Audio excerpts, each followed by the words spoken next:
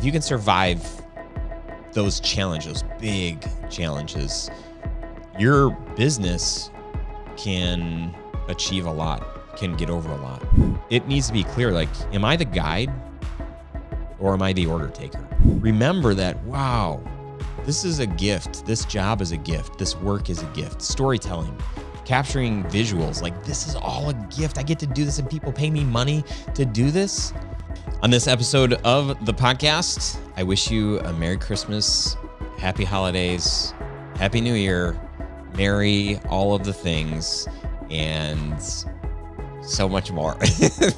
Oh, I also share the biggest mistake, I think the biggest mistake that I made all year, and I recently just made it. So this one's fresh, baby. Here we go. What is up, my friend, and welcome to the Grow Your Video Business podcast show. I'm your host, Ryan Coral from Studio Sherpas, and I'm so happy that you are with me. This is a fun episode. Every year, I look forward to the end of the year because I'm able to reflect and think through the things that went well over the course of the year, what didn't go well, what am I going to do different going into next year? And next year is 2024. What are you going to do next year? What are you thinking through? I hope that you have been able to find time in your busy schedule to really think through those same questions, to ask yourself those same questions, and to dream big for next year. I hope that you are inspired in your business and not frustrated. I hope that you're finding opportunities in your business to grow and to be reinvigorated. And I'm just happy that you're here with me. So this year, you know, it's been a doozy. It has been one of the I think highest of highs that I've experienced in my business in a decade, just over a decade actually. And I've also experienced some really low lows in my business, and we've celebrated a lot, and I've been sad a little. Not a lot, but I have had some moments of sadness. And my friend Jimmy always says it's okay to not be okay. And I found myself there more than once this year.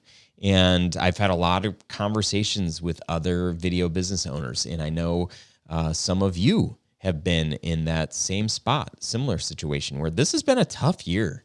I don't have data to back up these statements, but I know as we ended last year, there were some feelings of like, oh man, like recession, and people aren't going to be spending much money next year, and a lot of that I think came to fruition, and a lot of us felt the heat of that, and a lot of businesses were challenged, and ours was one of them. Maybe yours was as well.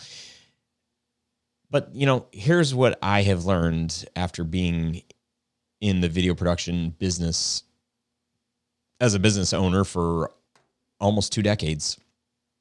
If you can survive the challenging times, whether it's a recession or a pandemic or whatever those things are, if you can survive those challenges, those big challenges, your business can achieve a lot, can get over a lot, can overcome. Because, the majority of our businesses probably aren't challenged like that. I mean, with like major world events or major events that, impact our country, our region, where we live. That's just not the regular. So if you've been in business for any amount of time, you've seen seasons like this where it's not as great as you want it to be. And for some of you, I mean, you have crushed it. I've coached plenty of you too that have said like, this is our best year yet. And that's awesome. And we applaud you. And we stand excited with you and celebrate that. And we want you to tell us all the things. What did you do to get to this spot? And I'll say that one of my biggest takeaways, one of the biggest things that I've learned this year from the people who weren't challenged because of the marketing budgets being dialed back because of potential recession and just the soft market, the people that really thrived were the people that had a very specific niche that they were serving and had a very specific offer, a specific way that they could help those people. I know I sound like what do I sound like? I know you've heard this from me before. If you've listened to this show more than one episode, you're like, Ryan, I'm not niching down. Like I like where we're at and this is good. Okay, that's fine. And if you had an amazing year, more power to you.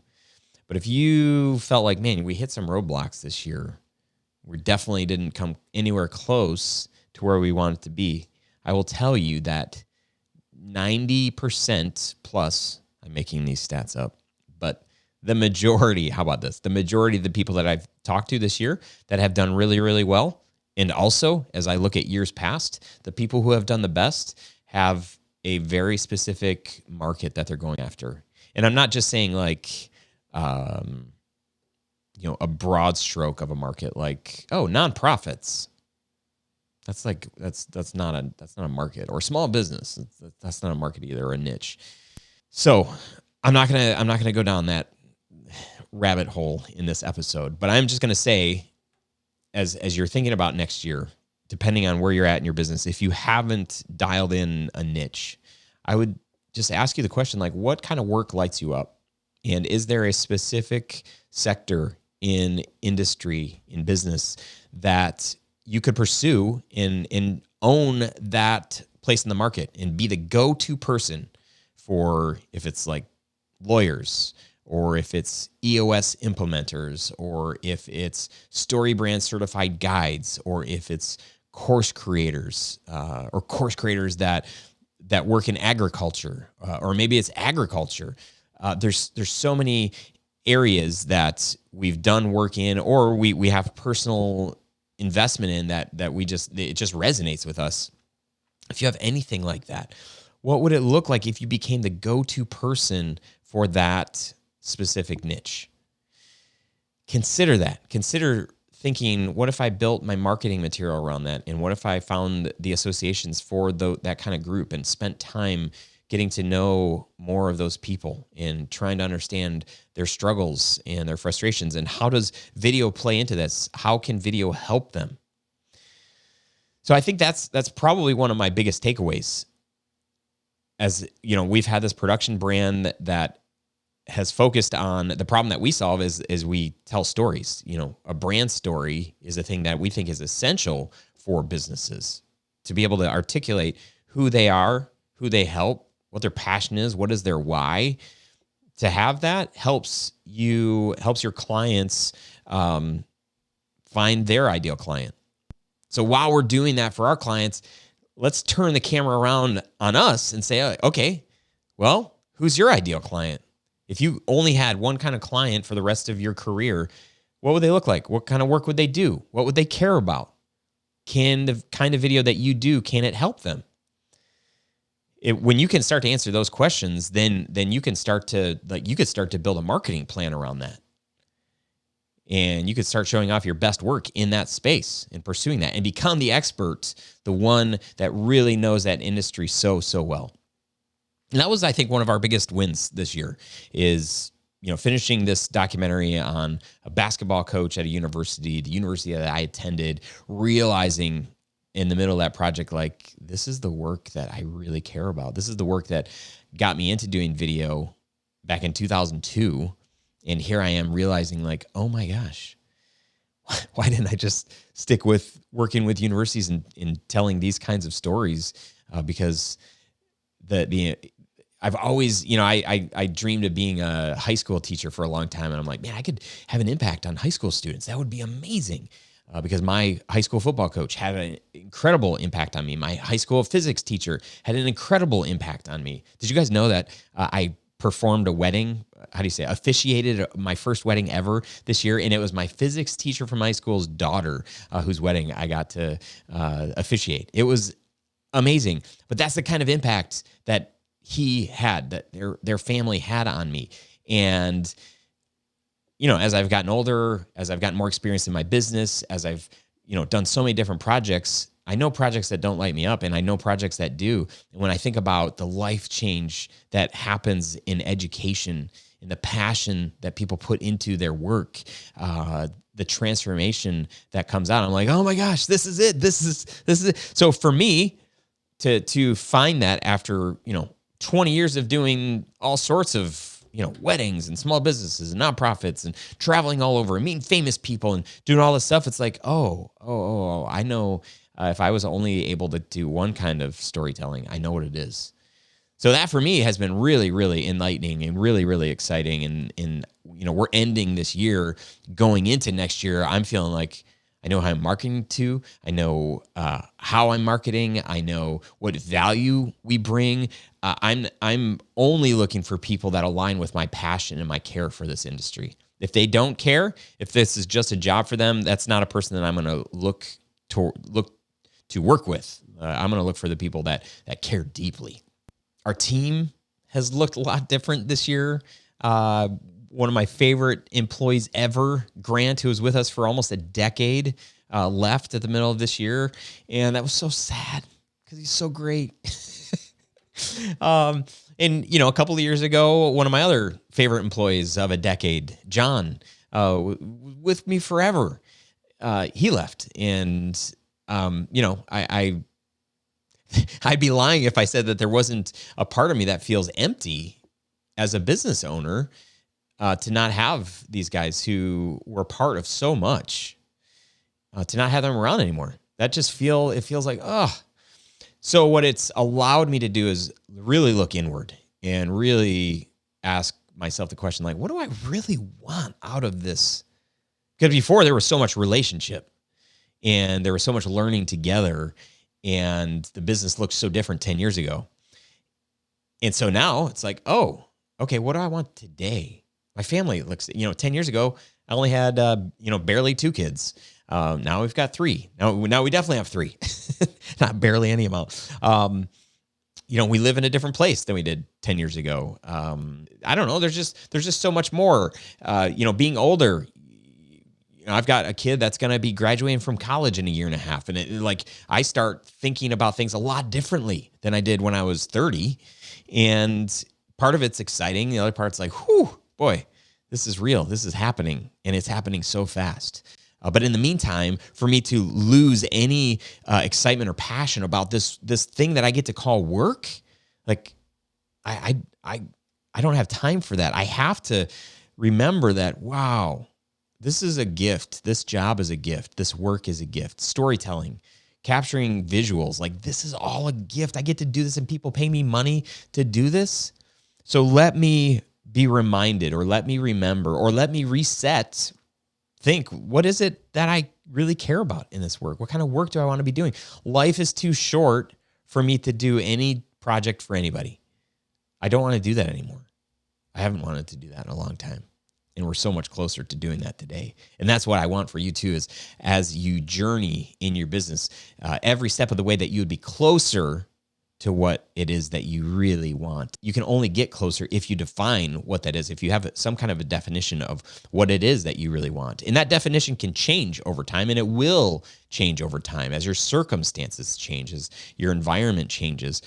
But to be going toward a direction, my word for the year that I picked, that I felt led to pick, was the word closer. And I would say by the end of this year, I am so much closer to being the person that I want to be being the business owner that I want to be, to being the business owner that I want to be. I am so much closer today than I was a year ago. But I'm articulating. I've got it written down in multiple places. What do I want? Who am I? What is my greatest value? And those are hard questions to ask. I mean, I'll ask those questions sometimes and be like, I'm not an expert. I don't have what it takes. I don't know what I want. I don't feel like I'm good at any of this stuff. I have days like that. And those are hard days. But that's not where I spend the majority of my time, because I hang out with people who see a lot more potential in me than I do sometimes. And that's my encouragement for you too, is make sure you are surrounding yourself with people that can breathe life, that can speak truth to who you are as a person, and to know that your job isn't what defines you, that the clients that you get, the kind of work that you do, those things don't define you.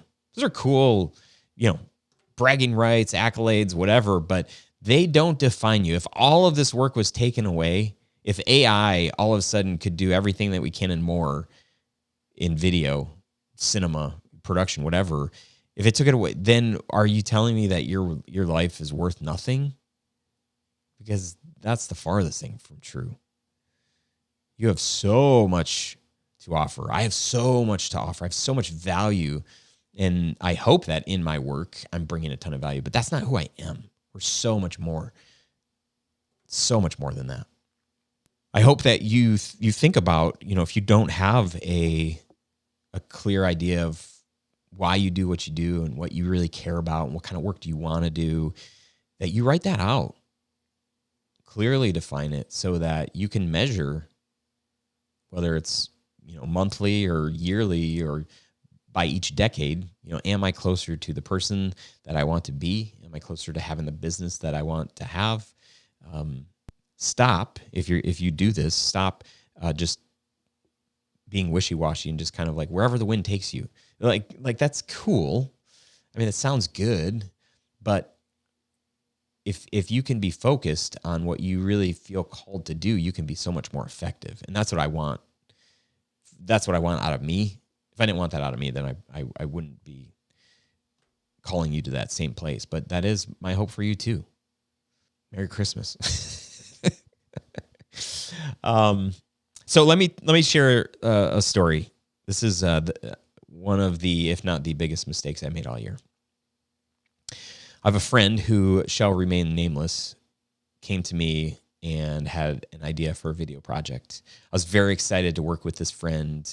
I was willing to give my time for this project because I believed in this person and I want to see this person succeed. I want to see this project succeed. I felt like I was consulting and coaching and encouraging along the way. We had multiple meetings, and I felt like a lot of times I'm like, this is what I do. Like when I am coaching a fellow video business owner, these are the same kinds of conversations. The same, like, oh, I don't think I have what it takes, or, oh man, like maybe I do. And like, this is my time to step out and actually like do this thing. And I was very encouraging to say like, you're right. This is the time to do this project, and I'm going to help you. Well, I wanted to name this episode, and maybe I do name it this. I wanted to name it No More Mr. Nice Guy.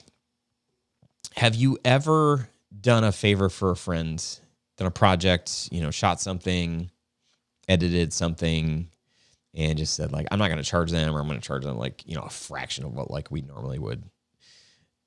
If you ever done that and then realize later, like, oh gosh, this just became a lot bigger than what I anticipated. I think what the other person anticipated, but I've already committed, and I want to be a person of my word. I love this person, so I'm going to finish the job. And then it just continues to spiral out of control. And you're like, what did I do? And then at some level, you might start resenting the person who's your friend, the person that you were cheering for. And then you're just frustrated, and you can't wait for this project to get over. Am I the only one that's ever experienced that? Because this just happened, but this has happened more than once. Way more than I'd like to admit. And I don't want it to happen again. And I think in the past, I've just felt like I don't want it to happen again, but I haven't really tried to articulate what went wrong and how do I avoid this from happening again? Because I want to be a nice guy. I want to help my friends. I want to, I want to give free videos out. That would be amazing. Problem is that's how I run my business, is by charging people for video. And I just can't, we just can't do free videos. I don't want to get into the details of this project, but I'll say the very first part there were two things that I should have saw as a warning sign, and I should have done something about. So the story I'm going to share with you is about all the, well, not going to go into all the details, but I could share this story, and I could position this story in a lot of different ways that would make it sound like it was the client. Like, oh, it was their fault, Ryan. Yeah, they said this, they did this, they didn't do this, they did that, this whole long list of things. And there's a whole long list of things. But what I want you to see or to feel or to understand is that when you're a business owner and you agree to something and you set the expectation, it's on you. When you have an employee that doesn't work out, probably something that you did or could have avoided in not necessarily not hiring that person, but anytime something bad has happened in my company, almost anytime I've been able to point back to something that I didn't do, didn't say, an expectation I didn't set, something I didn't follow through on or follow up with. And this all comes back to a coach that I had probably about 20 years ago, 19 years ago. And, there was an employee that I wanted to fire multiple times. And she kept asking me like, well, did you already tell him that you don't do that or you can't do that? Or is that in your employee handbook? And I'd be like, well, no, but you just know you don't do that. She kept saying like, no, you can't fight. If they didn't know that, if you didn't set that expectation, you can't expect them to just read your mind. And through like lots of like back and forth, I finally started getting it. Like, okay, so most all of the time, it really is my fault for not setting clear expectations or not having handbook and having this like laid out. And it seems like annoying and like, well, I shouldn't have to, but it's my company. And if I'm going to have an expectation that people act a certain way and deliver our projects in a certain way, then I need to run my business in a certain way. And so things like having core values and hiring and firing based off of core values instead of just like, well, it just doesn't seem like it's going that great anymore. I can know like, oh, it's not going great anymore because that employee is not hungry anymore. They're not getting after it like they did when they first got here. Hungry is one of our core values. So this client, this friend of mine, this project that went south, there are so many things where I could say like, oh yeah, they did this and they didn't do that. But if I rewind and think of the very first thing, well, there are a few different first things. I should have trusted my gut and said, you know what, this is probably going to be a little, it's going to be tougher than what you're thinking here. At first I pitched, okay, we can do this project. It's going to be this amount. And it was a sizable amount. And the person's like, oh, no, don't have the budget for that. Can't do that. Let's do a scaled down version. Okay, let's do a scaled down version. I'm like, okay, well, what do we cut out? Because I'm already like thinking like, I want to pad in some extra time. This person is very creative. So I know that they're going to have ideas and input. And we've never worked with them before, but they've got great style. They've got a ton of gifts. And I just want to be prepared for what I don't know. And then I said, well, okay, I guess I can come up with like a, shorter filming, skinny team, shorter edits, just trying to figure out how to make this happen. Right. I'm going in my mind above and beyond. And then also just saying like, and I'm going to add value. I'm going to throw in my time. I'm not going to charge for my time because I'm a nice guy. That's what I'm thinking in my head. One thing we didn't do is go through our process, our workshop process, where we would have gotten alignment on, all the things. But because this client needed this project like yesterday, like it was a very, very tight timeline. I'm like, well, we don't have the time for it. And we didn't budget for it. Like you're not willing to pay for the workshop. So let's just, we don't have to do the workshop. We can avoid the workshop. You and I will just have conversations and get alignments. No, that was a mistake. Because we're not going by our process that helps us get alignment from our clients and everybody be on the same page and all of those things. So that's kind of how we started. And we showed up at the shoot. I'd been in touch with the client, and we had a script. Well, the intention was we were going to have a script, and the script was going to guide. It was going to be a voiceover throughout the piece. And we showed up for the shoot, and the script wasn't finished. I don't even know if the script was started. It was communicated that it was started earlier in the week, and I kept saying, like, let me help. I'd love to give some feedback and input. And anyway, like, we showed up for the shoot, and the client wasn't ready. The script wasn't ready. So in that moment, what I should have done is said, okay, so here is what normally happens, right? We've already got our schedule lined up. We've got this shoot, then we've got this day and this day for editing, this day for revisions, this day for more editing, and then final revisions, and then delivering on this day. So if anything interrupts along the way, that's going to push delivery. Well, we're already starting where we don't have the script. So how are we going to do this? I should have said, okay, well, we have to sit down and figure this out.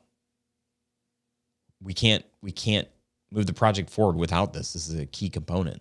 So what are we going to do? If we need to shoot an additional day, it's going to cost this much.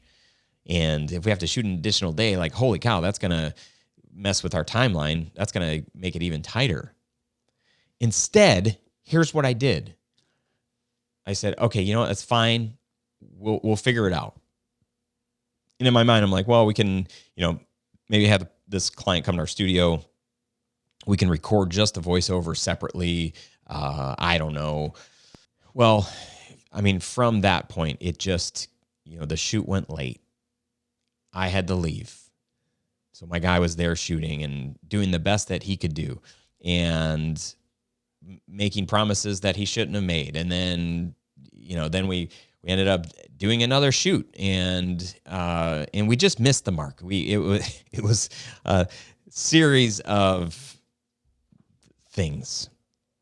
I know maybe you're sitting there like, oh gosh, Ryan. Hopefully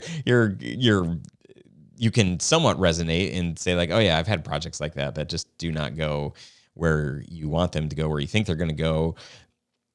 But at the end of the day, it's my fault for trying to be a nice guy, me thinking I'm being a nice guy, when in actuality, the conversation that I had, the last conversation about this project was, the client was like, this doesn't work. It's not going to work. And me just being like, none of it's going to work. And then me realizing that, wow, if I would have put my foot down at the very beginning, and not in a mean way at all, like a very direct, this is where we're at in the process. This is, we don't have this, so this is how things will unfold or could unfold. Or even rewinding a little bit before that, before showing up at the shoot, on our kickoff call that we didn't have, because I was like, hey, we don't need a kickoff call. I mean, this person's running behind. We're kind of running late, whatever. Like, we'll just figure it out. On our kickoff call, we could have said, hey, we need this at this date. We did communicate these different things. Like, we need script, we need, blah, blah, blah. But had we done it clearly, succinctly, like we do our normal projects, we wouldn't have gotten into this place where we're doing all this work only to find out, like, it's not going to work. And I think for me, I've valued, I valued in myself, like, I'm really good at being on the fly and, like, last minute, pivoting and doing this thing and just figuring it out. Like I'm good at that. But when I'm doing it because I want to be a nice guy, instead of, well, what is that actually going to mean for our team? What is that going to mean for me? What is that going to mean for our client if we say yes to this thing? And if it ends with, like, worst case scenario where it's just like, no, the project's dead, that's not good for anybody. Nobody wins in that, like, zero people. So me being a nice guy costs a lot of time, money, stress, resources, all of the things.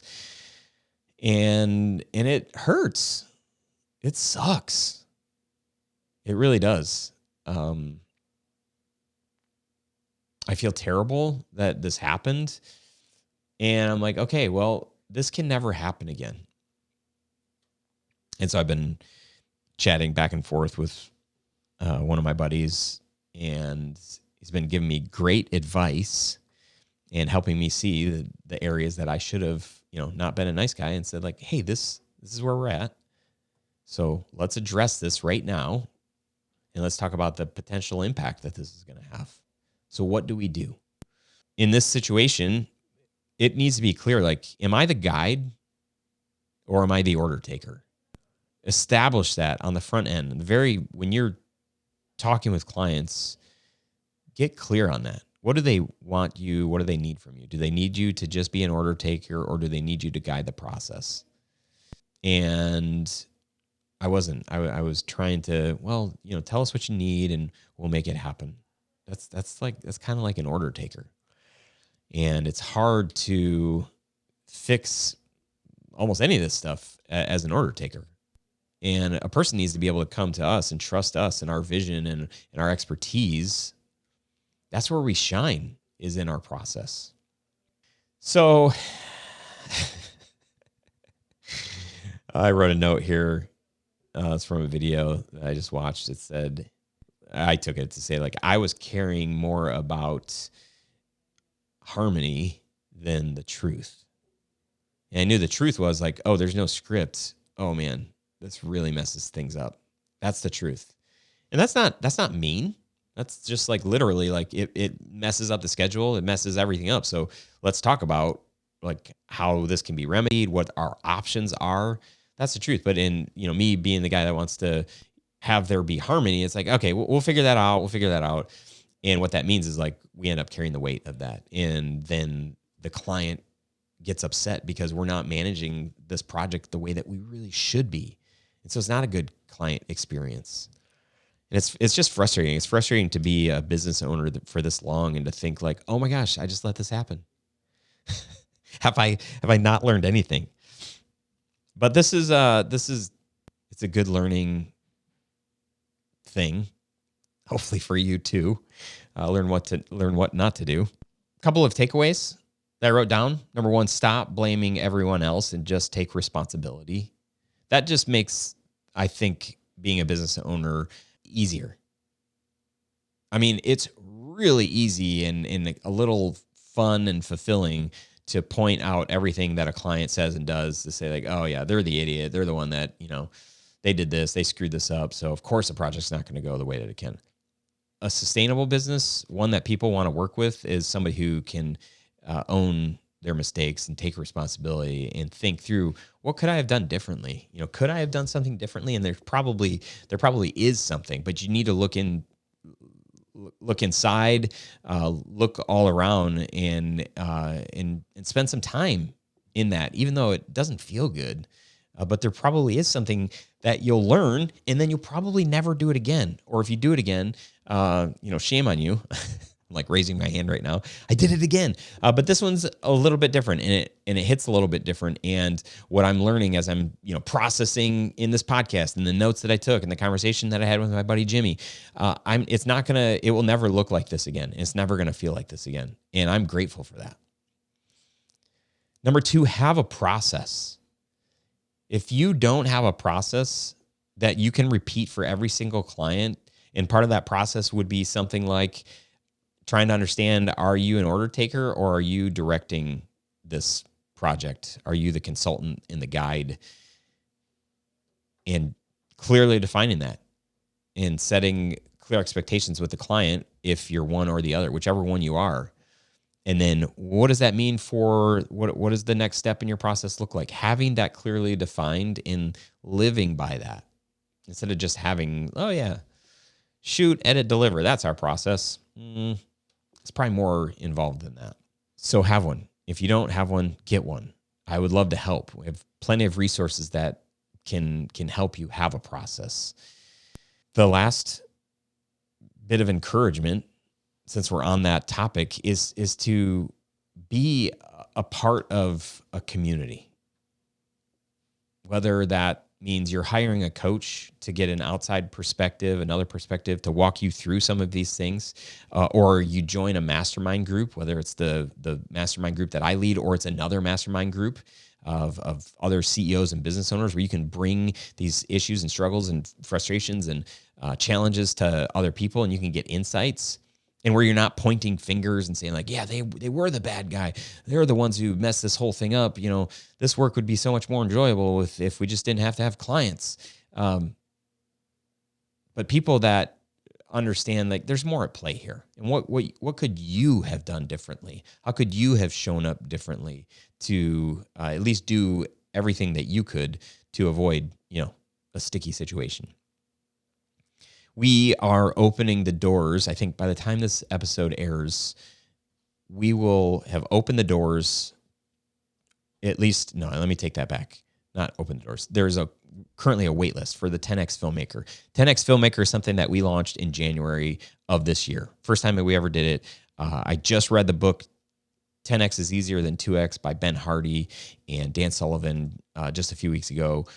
Loved reading that book because it reinforced what I believe the 10X Filmmaker community is all about. Check it out. If you go to 10xfilmmaker.com, it'll take you to the page where you can sign up for the wait list. So when we do open the doors, you can sign up for that. And that's where there's ongoing coaching with me. There's a community of people. There's ongoing workshops and master classes.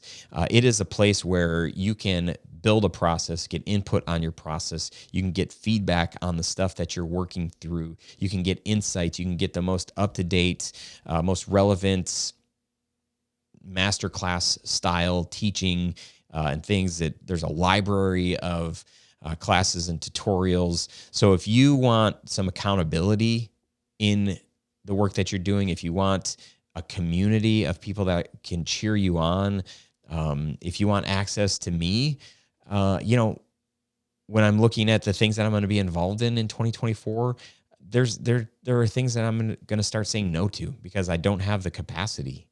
It's really hard to run a production business and a community. Like those two things are pretty hard, especially since they're very different.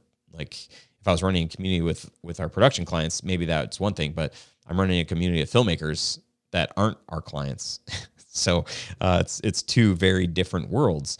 At this point, I'm committed to both of those things, but I'm also trying to streamline things. And I really believe that inside of the 10X Filmmaker community, that's where I'm going to be able to pour a lot more of my time and energy. So check out 10X Filmmaker if you resonate with any of that stuff. Again, it's studiosherpas.com/10X Filmmaker. I think, or just 10xfilmmaker.com will take you to the page. Otherwise, it is the end of the year, and we have so much to be thankful for. The challenges that we've faced this year, those can make us stronger, better, and prepare us for even bigger and better things next year. I firmly believe that 2024 is going to be our biggest year ever, and I'm very excited about that. We've built a lot of foundational things over the past year and a half. We built a brand new brand this year, and I'm applying the things that I've been talking about for years inside of this new brand. And some of those things I'm sharing inside of the 10X Filmmaker community. So come alongside and see how I'm building this thing. See how I'm actually, what is that saying, where you put your money where your mouth is? I'm doing that. I'm saying, like, guys, I'm not just saying you should have a presence on LinkedIn, or you should have a lead magnet, or you should have a niche. Like, this is how we're doing this. This is the behind the scenes, and this is how it's working. So 2024, look out. We're coming for you. It's going to be great. And I'm grateful to have you along the journey here. If this resonated with you, if this episode was helpful in any way, let me know. Leave a comment, shoot me an email, ryan@studiosherpas.com. Shoot me up, hit me up on the socials. I am at Ryan Coral, Koral, on Instagram, and also spending time on LinkedIn. Let me know where you're at. Let me know what your hopes are for next year. And if there's anything I can do to support you, help you, encourage you into the new year, don't hesitate to reach out. Appreciate you very much. Merry Christmas. Happy Hanukkah. Happy New Year. Any other holiday you celebrate. I love to celebrate love. That's who I am. I love you. I'm grateful for you. And I really hoping for bigger, better things for you in the years to come. That's it for now. I'll see you next year. Bye.